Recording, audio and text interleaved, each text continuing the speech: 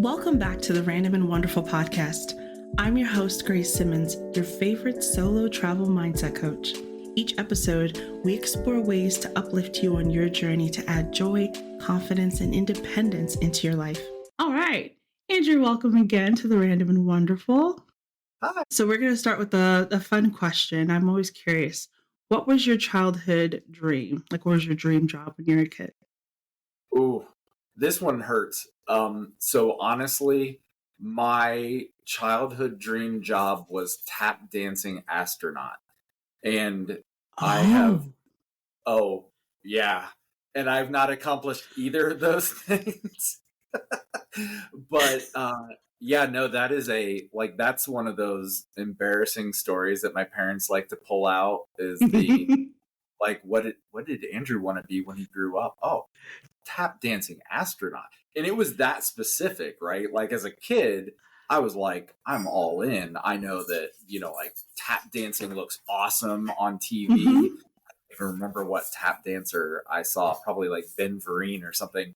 And then the astronaut thing. I mean, like that one makes more sense if you think about like what childhood dream would look like. The astronaut part makes sense, but the tap dancing, I don't know. I've got no explanation for that. Have you ever tried tap dancing? I'm pretty sure as a child, I just like stomped my feet a lot. You're like, done. So when I was little, I wanted to be a spy ninja astronaut. So Astronaut? astronaut. I feel like the astronauts probably are really missing out that they're not like Top Chef astronaut, like taxi driver astronaut. Like they're just astronauts. Yeah. I feel like tap dancing astronaut. It could have been more, right? I think that should have been a job title, honestly. So I think the astronaut, honestly, it comes out in like that love of travel. Yes. Like we deep down, we just wanted to get out. Yes. And I think of that really as being like this, having this big imagination, right? Mm-hmm. Like the universe is this wonderful place to explore. And so I do think that probably comes out a little bit as that travel desire, as a little. I like that. All right. So 20 years in the Navy, and you said you remained stateside. What was that spark? Like what then drove you to start traveling? Yeah, so when I joined the Navy, I must have been like the only person who didn't know what they were going into the Navy for. So when I signed up, I was just, and this is truly the story, right? Like I was at college. I was just like, I was burnt out. I didn't have a clear path forward in my degree program. And I went to the recruiters and I was that person who was just like, sign me up. I will leave as soon as possible. And the recruiter was like, oh, can you leave tomorrow? And I was like, I might need a little bit longer than that. But I did 2 weeks later from the day that I walked in the recruiter's office. And so when I went through and signed all the paperwork, did all my testing at MEPS, signed all the paperwork. And when I got to boot camp, there was like, I just remember there being this day where they were like, hey, regardless of what your recruiter told you, today is a day that you can learn a little bit more about the jobs in the Navy and you can sign up for something. Okay. I thought, well, this is awesome. I'm going to go and I'm going to look. And I don't specifically remember what job like grabbed my interest, but somebody said, well, hold on, you can't. And I thought, well, what do you mean I can't? Right. You signed up for submarines, and that's a special billet. That is hard coded. You are not changing your job. And I went, I signed up for what now?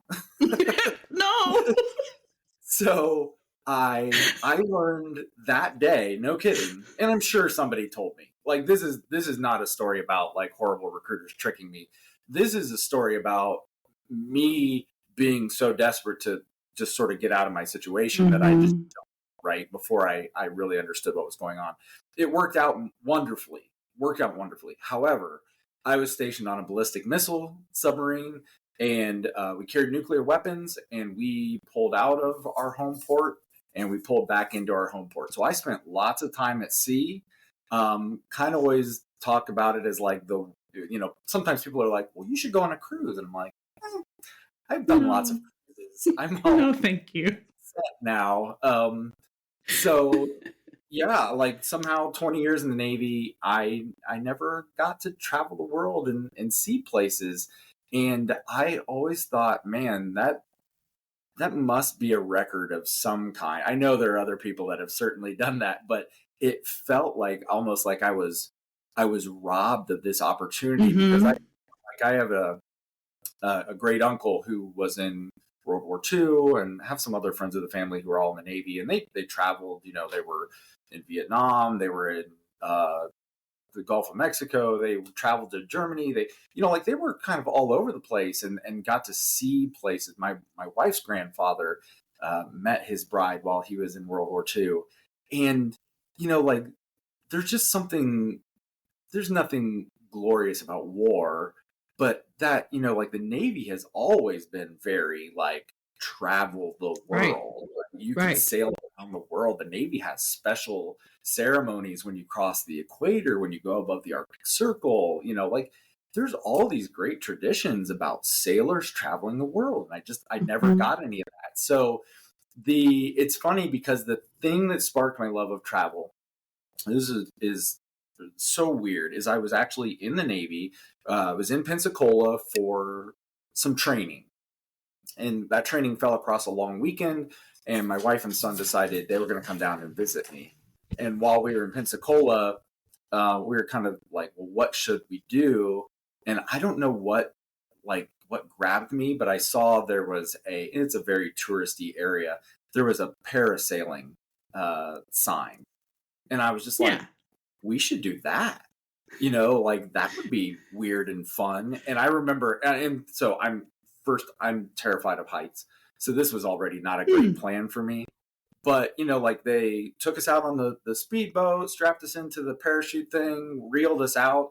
And I remember being terrified. Now, my Mm-hmm. wife and my son had a great time, right? And my wife and I still have this debate about like how high up in the air were we? And me, it was like we were I mean, like we should have been getting buzzed by 747s. We were very high. And my wife's like, I don't know, like you could have jumped off of this thing and it wouldn't have, hurt you at all, right? Like we were just Right. 30 feet in the air or something. Um, and I remember thinking like, okay, this will be okay because we're in a parachute. Like this is possibly the safest thing to be strapped to up in the air. It's meant to help you fall down safely. Mm-hmm. It turned out to be, it was really fun. It was an unusual adventure for us at that point. Okay. Um, we visited some zoos, we did some museums. We just really embraced the tourist aspect of the area that we were in. And I think from there, my wife and I sort of thought, oh my gosh, we could probably do more of this because that was Yeah. fun and the Yeah. anxiety part. And so this is something that I'm sure we'll get into. But, my anxiety always said, we're going to travel, we're going to be in danger, somebody's going to get hurt, so we're going to get a car Mm-hmm. crash, we're going to, our luggage is going to get lost, our flights are going to be delayed. And then all of those things are true. I mean, like all of those things happen. Right. Um, in sort of what you learn by actually living the experience is that it's okay. Yes. They're just things. And weirdly, my luggage has had all of these amazing adventures without me over the years, and it always finds its way back home. It's never been permanently lost. It just sort of travels without us sometimes. Um, Flights get delayed. It's Mm-hmm. there's always another flight that's going to be available for you to take. And so that was, I mean, like that has been part of the lesson for traveling with my family, is just rolling with those punches and being Yeah. okay with whatever life hands us. Hey, this is going to work out okay. We'll just deal with it. We'll do whatever comes next. That was a beautiful way of putting it. My luggage is having its own adventure without me. I'm sure we'll get it back soon. I like that though. Well, you know what, you started to allude to it, and I definitely want to get into that. For someone who travels with anxiety, first, how do you deal with it? And then also, as a coach, what advice do you have to people who travel with, traveling, it's fun, it's a wonderful opportunity. And when you finally push yourself to do that thing, how do you deal with anxiety that's inevitably going to be there? So I always knew that, like, within my head, I was just um, tightly wound, and so it's interesting because anxiety is just sort of like this fear or concern, but how that comes out is very different for everybody. And Hmm. so, when I was younger, my parents would just say that I was introverted, right? They would have lots of people come over to the house, and I would go hide away from everybody. And so I was introverted or I was shy, and that was the explanation behind the anxiety. Nobody was really worried about what I was feeling. It was Right. more just like, this is how we're going to explain it to the people around us, and not try to deal with it. As I got older, anxiety comes out in a much different way. It comes out very controlling, right? Because the way that we often approach something that's scary is, you can it's fight or flight, right? But there's like always Hmm. this option, which is like, control the heck out of it. And Control everything. Yep. so it becomes like this overly strict adherence to schedules and planning things to the like millionth degree. I sometimes still laugh when my wife and I travel. It's like we take this whole pharmacy of medications with us. And to be honest, a lot of times it works out. Somebody needs some like anti-diarrhea medicine, but we've taken, like when we've traveled to Ecuador or Peru, we've taken bottles of oxygen. And Mhm. as we learned from the first time we traveled to Peru, my wife got altitude sickness Yep. pretty severely and was really wiped out, and oxygen really helped her. So we just started packing oxygen. And when we were in Ecuador, somebody was having those symptoms, and we were like, "Oh, here's our oxygen," and it There helped you them, go. right? So it's weird because on one hand, uh, as somebody with anxiety, you kind of know, like, I can't plan for everything, but every once in a while you get rewarded for planning for everything. Yeah. So how I travel, I think that a lot of it is realizing that I can't control everything Mhm. and that it's okay, right? So anxiety tends to have us think about like the worst possible outcomes. And Right. so in coaching, this is part of what I really want to work with people on is, and I think I talked to you about my dad is my reason for wanting to go down this path is Mhm.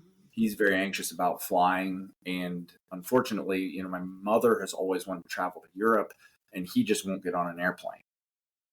Now, he'll tell you that he just doesn't like the lines at the airports, or he just doesn't, whatever the thing is, right? But the truth of the matter is, he hasn't traveled on an airplane since the 80s, and Oh, it wow. looks pretty different now. Right. Not in always the better way, but like, there's no smoking on airplanes anymore. Uh, there's in-flight movies, there's food service. I mean, there's a lot of amenities that exist on an airplane today that just didn't exist that way. Like, I kind of remember rubbery chicken and, like little packets of peanuts or something like that Right. was food service. Um, we flew to Thailand, and man, the food was legitimately like some of the better food I've ever had, which is crazy to Still think on the that, plane. yeah, out over the Pacific Ocean, Korean Air food service was phenomenal, so good. So we worry, we want to control all these things, we want to control all the bad things from happening. Um, and the truth of the matter is that if we just let go of that, and Mhm. realize that, hey, I've let go of the control here, and things still work out well, even when com- we were supposed to be flying home from Ecuador, and our flight got canceled, and Ecuadorian, well, at least the airport we were at didn't work like an American airport, where there weren't just people at the ticket counters all the time. Right.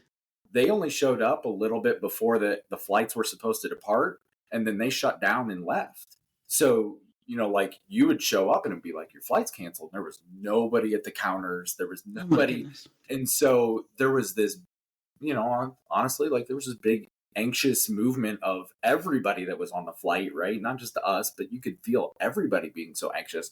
Oh my gosh, I was supposed to be back at work tomorrow, or, like, so they start thinking about all of these things that they want to control now. And now you Right. get people who are kind of jockeying in line, and, like, making ugly comments to people who Mhm. are like, hey, I need to talk to somebody up there. And they're like, wait your turn.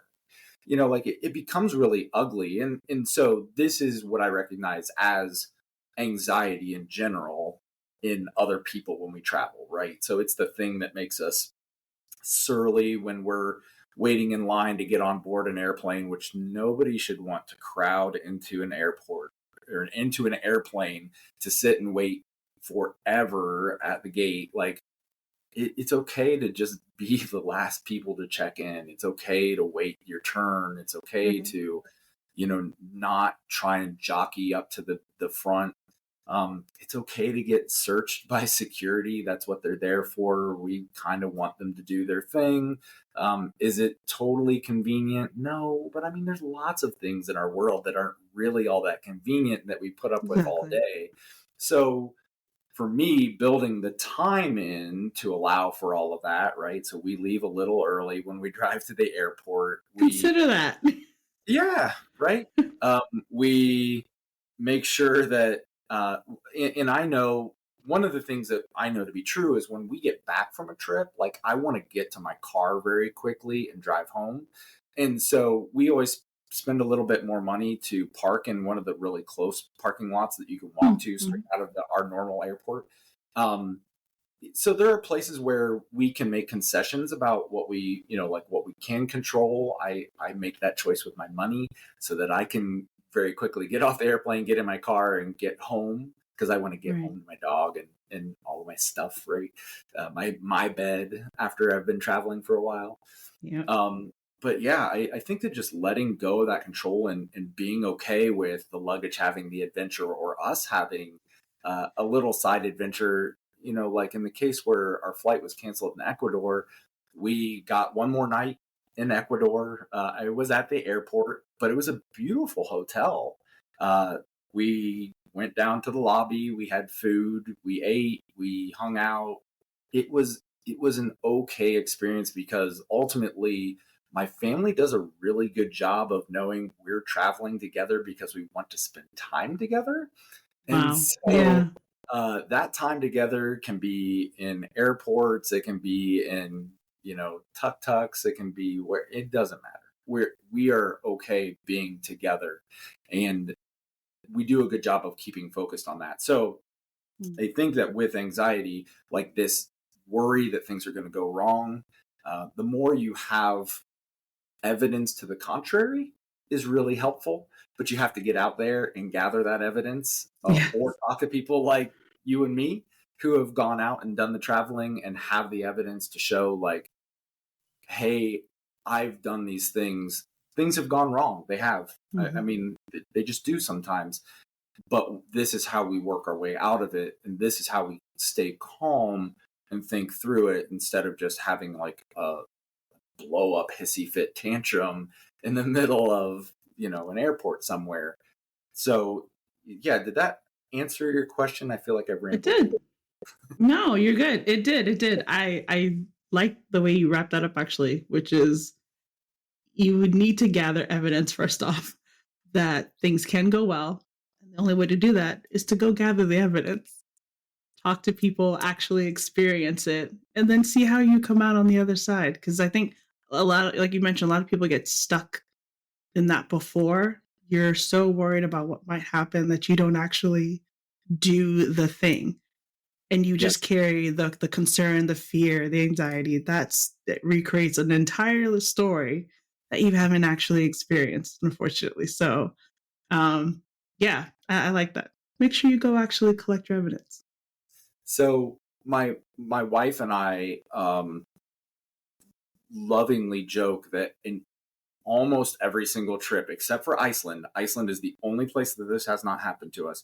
In almost every single trip, we start, and there's always this like connection from the airport to your hotel, and depending on the country, that could be a bus, Iceland, which is why it worked out really well, or Mm. sometimes it's just like a taxi cab. But taxi cabs don't look like New York City yellow taxi cabs in every country. Sometimes it's just somebody's car, kind of Uber style.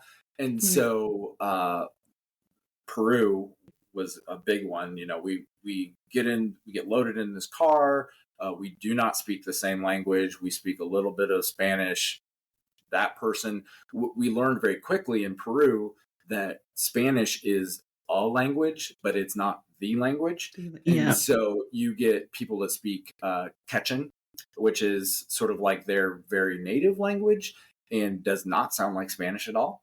And so, we're that the taxi driver knows where we're supposed to go. We trust this. The person who helped load us in explained it. We feel fairly confident, but so we're driving down this big, brightly lit major highway, and we're kind of excited. And ooh, look, this place looks different. And he takes this turn off the highway to what can best be described as like a murder alley, right? Like Mm-hmm, mm-hmm, it mm-hmm. dark. We've driven now under a bridge. There's trash piled up. It looks really rough. And Mm-hmm. he's driving us back through this neighborhood, and we're just like, oh, this is where we die. Like This is this is it. the location of our death. And he gets us all the way to the airport, or I'm sorry, all the way to the hotel. Perfect. It was a shortcut. He knew where he was going. Yeah. And what we learned later down the road is in Peru specifically, they get tax breaks if they have not finished building their home. And so you get into these neighborhoods where houses are like 60% built, and Oh. it's purposeful because they never have to pay taxes if they don't finish. So Mm. you just get these houses that it's really weird because there are very clearly nice portions of the houses, but then there's like this whole construction site, like between the road and the house, right? Like there's foundations that are sort of like some blocks and maybe a little bit of a roof over one section. And it looks rough, right? Like from an American perspective, we would Mm-hmm. neighborhood and we would think like, oh my goodness, like this looks war torn to me. How Right. destroy, and of course it's at night, so we don't know what's going on.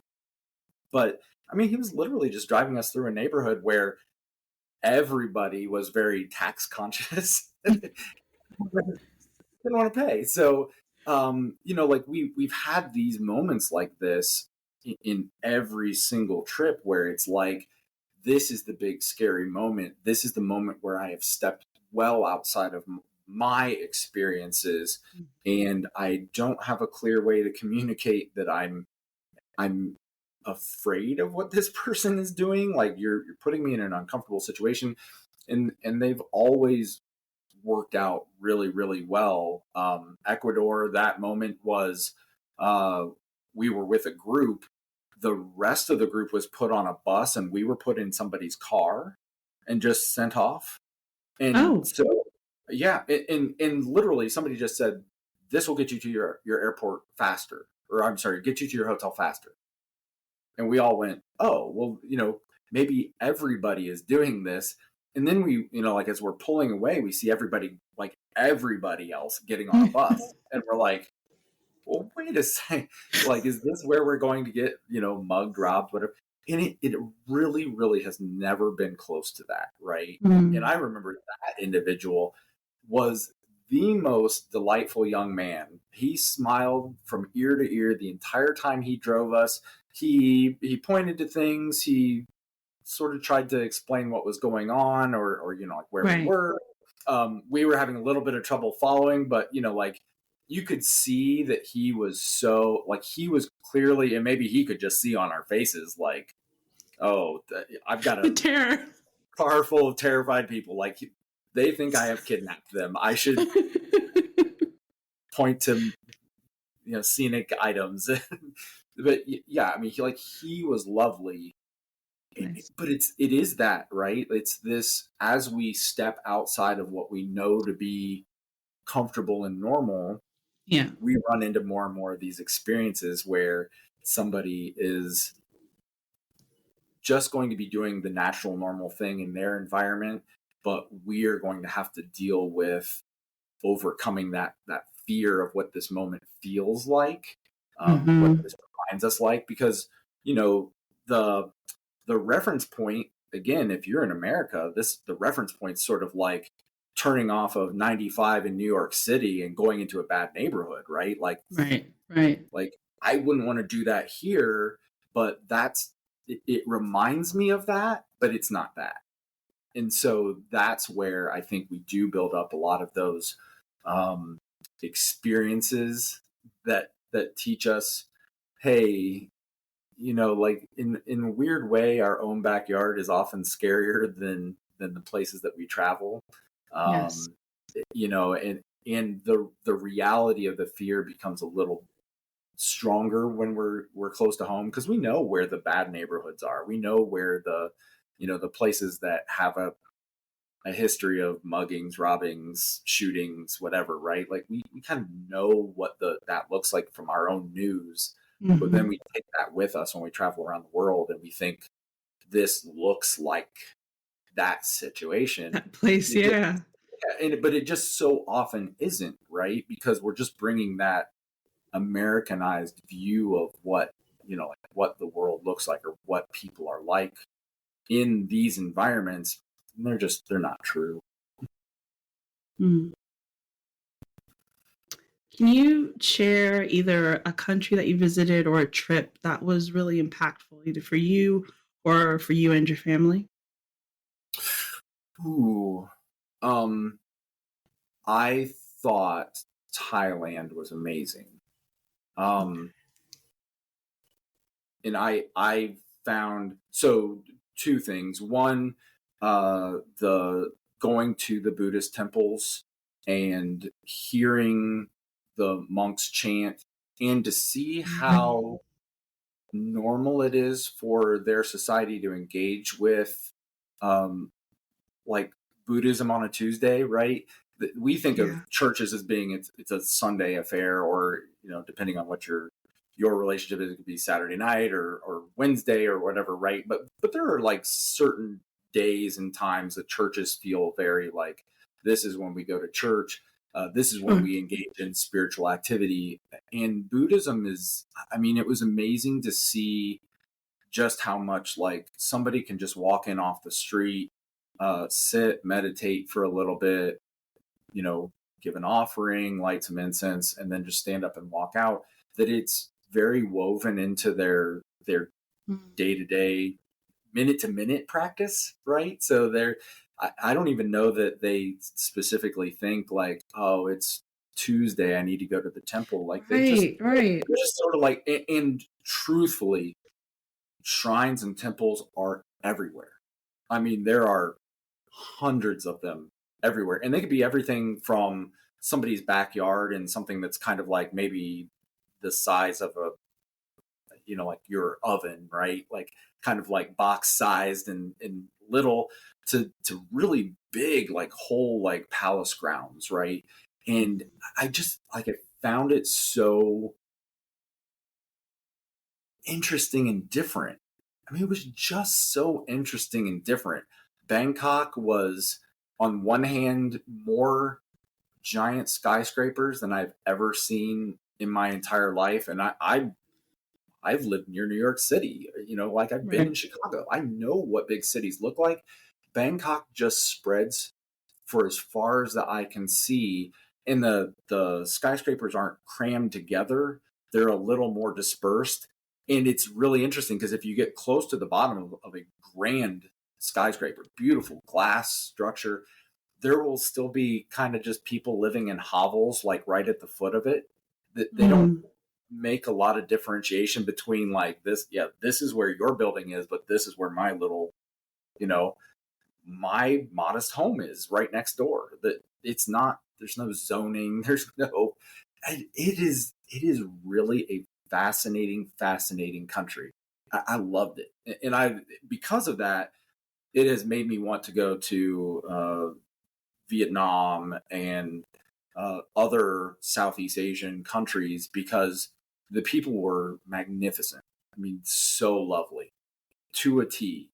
I never saw, fights or ugliness. People were helpful. People were very open and warm about sharing. They were not suspicious of strangers. right. They were just very willing to share their culture, which is very true most places, but very much more so, right? And Iceland was lovely, Portugal was lovely, but people, I feel like both those places felt a little more maybe Americanized is the right term. Where Mm, if you're in Reykjavik, most of the people in town don't, they probably can't recognize that you're a tourist, right? And B, they're going about their life. They're not necessarily like ready to engage with you and share Icelandic culture. Like there are cultural centers, you go visit there, they'll explain what Vikings are, right? Like right. it's not like something That's that a good everybody, point, actually. Yeah. like not everybody on the street wants to do it, but I felt a little more like that in Thailand. That Okay. like just about everybody on the street was, um eh, like at some level they were ready to at least smile at you. And I dragged myself and my wife around. We very much don't look like everybody else in Thailand, right? Like we stick out a little more, which is fine. But I think that was really helpful. It was really nice to Mm, just feel like even though that was true, we were still seen. And maybe that's really what I'm getting at. I always tell my wife I don't like going to big cities when we travel abroad because I generally don't feel it feels like New York City, right? Like you could be okay. alone in a crowd of 700 people on the street, but you're so alone because nobody else really sees you there. Right. They don't want to know your business. They want to talk to you, like you're just very alone in that crowd. And I love when you get out into the countryside in countries that people see you. I mean, people know that you're not, like you're not from around here, and it's Hmm. interesting to them, right? And now they want to know, like, well, are you willing to taste this food that I made? Are Right. you, you know, can I get you to come over here and see this blanket that I wove? Like whatever that experience is, they instantly kind of know, like, Mm. here's a great opportunity for me to share my culture. And that exchange just is, it's easier away from big cities in my experience. I'd imagine you also bring this like this sense of willingness to be able to connect with these different cultures. Like you have to be open, right? Wherever it is that you're going to say, I would like to see that blanket, or I'd like to try that food, or let me go look over there. I You have to bring that openness with you, or else I think as willing as people are and as excited as people can be to share their culture with you, it may be off-putting if you just expect, for people to leave you alone while you're in another country. So And there's definitely like a give and take on that. we've seen that when we've traveled, that there have been, like there have been, I'll call them like sort of like ugly Americans, right? Like that they're still like they're talking loudly and slowly at people to try and get them to understand Hmm. English, and getting frustrated that the communication isn't there. So they, like that frustration just comes out in a really unpleasant way rather than Yeah. trying to like step back and be very like calm and try and figure it out, point to things. My wife and I always make a big show of like asking, how do I say, right? If we can find anybody who speaks the native language or local language and English, then it's like a crash course, right? Like teach me 15 Right. things that I can say all week long. Yes. Does it cost? What is this? Right? Where's the Like bathroom? Yes. bathroom. Absolutely. So, um, yeah, I think it is really helpful to go at it with a sense of wonder. And this has Mm, been one of the nice things about maybe it's this little kid that wants to be an astronaut, right? Because yeah. the moment you take me out of my daily life with all of my daily concerns, the toilets that won't flush, the light bulbs that flicker, there's clothes that need to be washed, the dog that needs to be walked. If you take all of that daily management out of my hands and you just put me down someplace where I can just, like with my eyes open, take in everything that's going on around me, Mhm. I I'm just fascinated by people. I love people. I love watching what people will do in their natural environment. And I do that a Yeah. little bit around, like just locally. I see people who are doing something and I'm always like, man, I really want to know the story behind whatever is going on over there. Yeah. um, but it's even better overseas, right? Because again, that experience is so different from what I'm used to, and I Exactly. live in the Midwest, so like it's just so wonderful. I mean, the world is such a great, big, open, really at the heart of it, good place that I love it.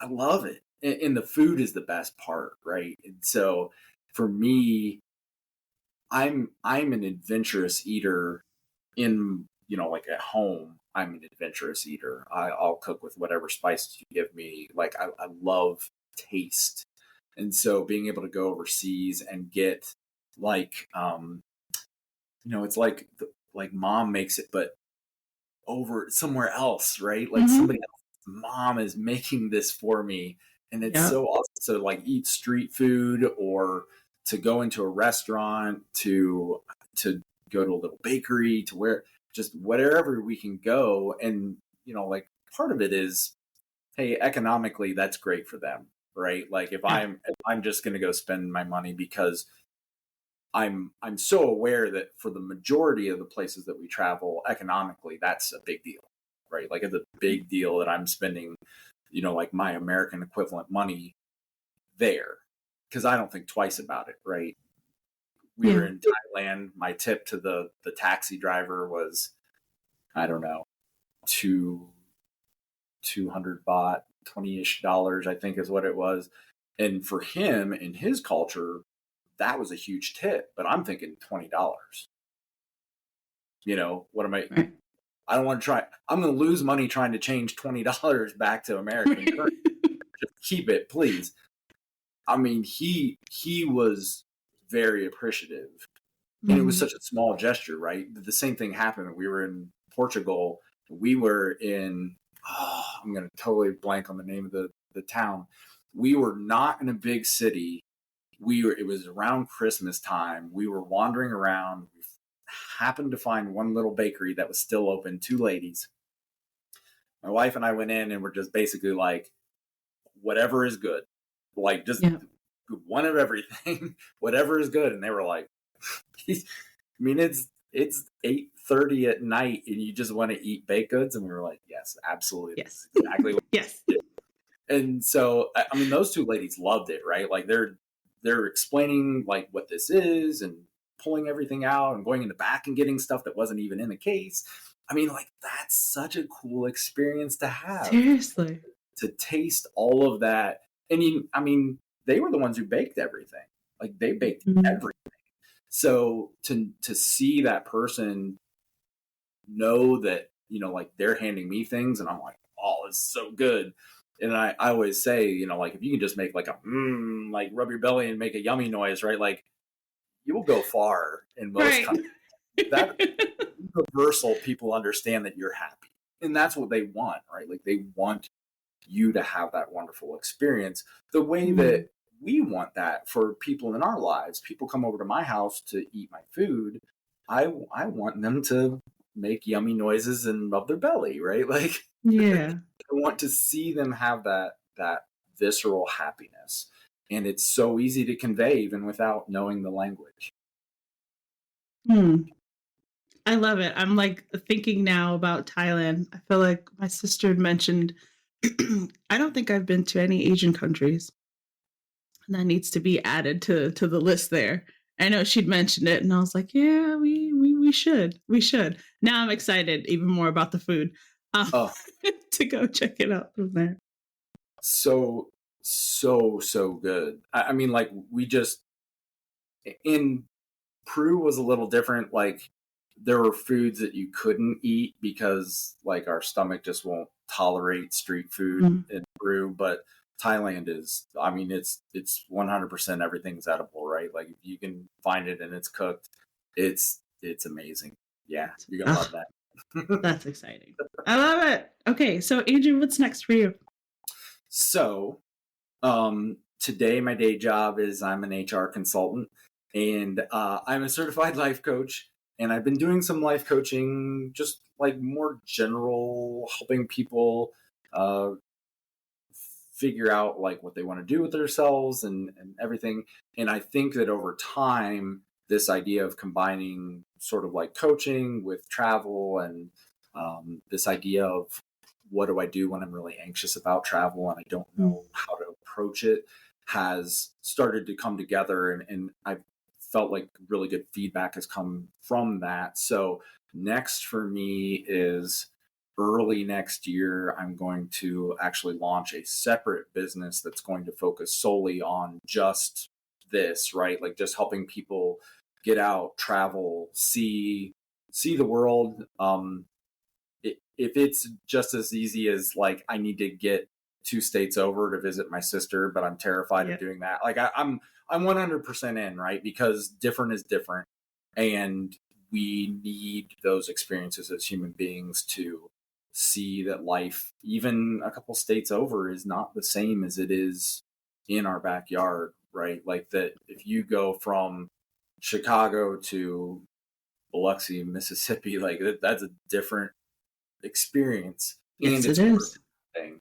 It's not just that it's different, but it's so important that we get those uh, cultural touchstones and we understand where people are coming from because until we feel it, until we connect with it, it's all very um, philosophical or like these concepts of treating people right just exists sort of somewhere out in the ether.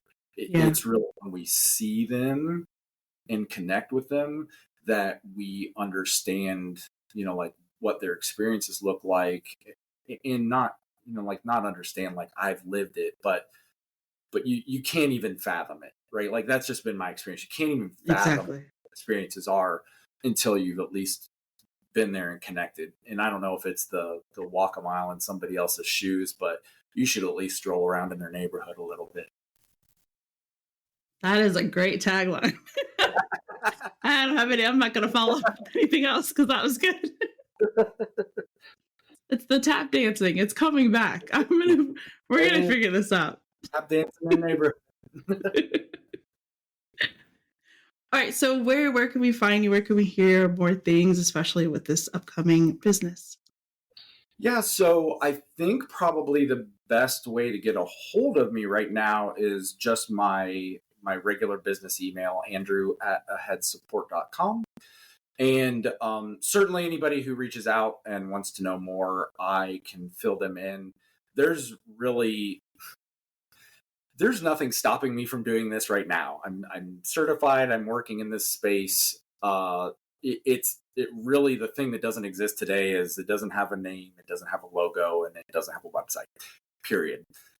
Those are the things that I need to work on, and it's kind of the mundane part of the business. But in terms of like would I help somebody today? Absolutely. Mhm. I mean, like that Absolutely. would be the best, right? Like, because it really does combine my love of helping others with this, like this deep, meaningful connection that I've had with traveling and how it's helped me to resolve my own anxiety and help me put things in perspective in my day-to-day life, because that's really the piece that you bring back from all of this is, Right. like if you've managed to renegotiate a new flight with in a country that doesn't speak your language, and you still manage to get back on time, and the worst part of that entire trip back is Miami's customs, then what can you not do, right? Like, Right. you can go out and figure it out. And I think that you do this with your business, right? Like, Right. this idea that if you can travel and you can communicate and you can connect and you can, like, you can put things in perspective, then when you come back and things, it's like, oh, I'm so angry that my gas cap won't just come off, right? Like, it's such a minor thing in the world Yep. when you have that bigger perspective. But if you don't travel and you don't see all of that, like, those things become big deals because we just haven't had the bigger picture yet. Yep. That if that's the limit of your scope, then yeah, those little things are going to be unnecessarily large. Yeah. I'm excited. I'm excited to hear. Excited to hear what's going to come from you in the future, because a lot of people need that, especially when it comes to dealing with their anxiety. And like I said, for people who have that desire to travel, but that's what's keeping them stuck, it's amazing to be able to work with someone who knows exactly what they're going through. And then you're able to relate. Different is different, but it's also helpful to have someone who can actually speak that language and then guide you through that process. So Yeah. I'm excited. I'm looking forward to what you're going to do, Andrew. Great. Thank you, Grace. No problem. Thank you so much for being here and chatting with us today. Absolutely. It was a blast. Hey, I hope you enjoyed today's episode. If you did, please rate the show so that other people can find it, and subscribe so you don't miss a new episode. As always, be bold, be curious, be ready to tell your story. You never know who needs it. Take care, have a wonderful week, and I'll talk to you soon.